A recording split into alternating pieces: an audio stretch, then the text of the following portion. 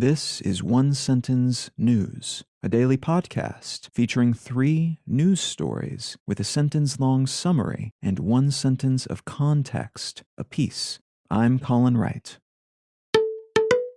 It's Monday, November 29th, 2021. Let's talk about the news. From Reuters, new COVID variant, Omicron, triggers global alarm and market sell-off.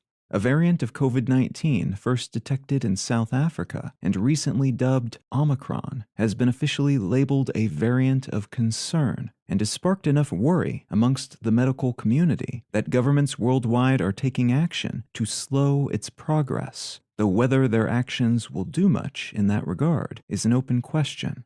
Vital to note right now is that we are still in very early days with Omicron, in part because researchers in South Africa did such a wonderful job picking up on it and hitting the alarm for everyone else. And consequently, we've got more time to prepare for this one than we did with Delta.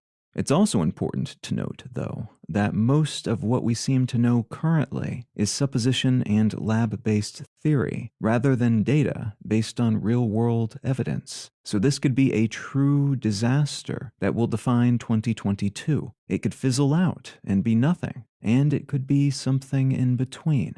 Most analysts are advising caution for individuals and governments, are saying flight restrictions are probably mostly political theater and too little too late, as Omicron is almost certainly already pretty much everywhere, or will be soon, and are suggesting we prepare our medical infrastructure for a significant wave of infections, while also holding out for better information that should begin arriving within the next few weeks before we make any broad claims and permanent changes to our medical processes in response to this variant.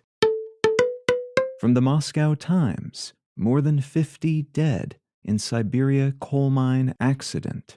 A criminal investigation has been opened into a suspected methane gas explosion at a coal mine in Siberia that has left 46 miners and 5 rescuers dead. The investigation is looking into a pair of senior state inspectors who were responsible for the upkeep and regulatory alignment of this mine, who are now in custody and suspected of criminal negligence.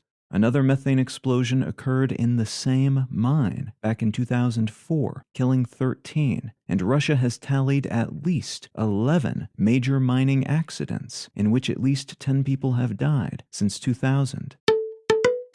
And from the New York Times, Pentagon forms a group to examine unexplained aerial sightings. Last week, the Pentagon announced the formation of a new group called the Airborne Object Identification and Management Synchronization Group that will investigate, or in their words, quote, detect, identify, and attribute, end quote, currently unexplained aerial phenomena, or UAPs. This group will pick up where the earlier Advanced Aerospace Threat Identification Program and much earlier Project Blue Book programs left off.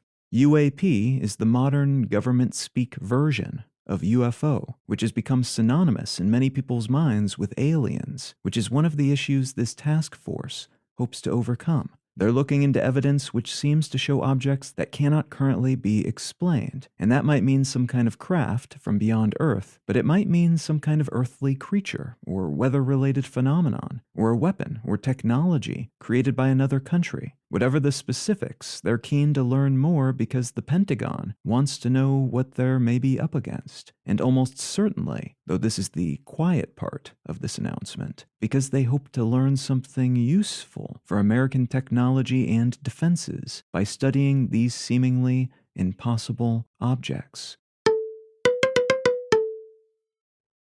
If you're finding some value in One Sentence News, consider leaving a quick review wherever you get your podcasts and or sharing the show with a friend. You can find out more about this show or subscribe to the email version at onesentencenews.com. And you can support this and other related projects, like the Let's Know Things and Brain Lenses podcasts at understandery.com.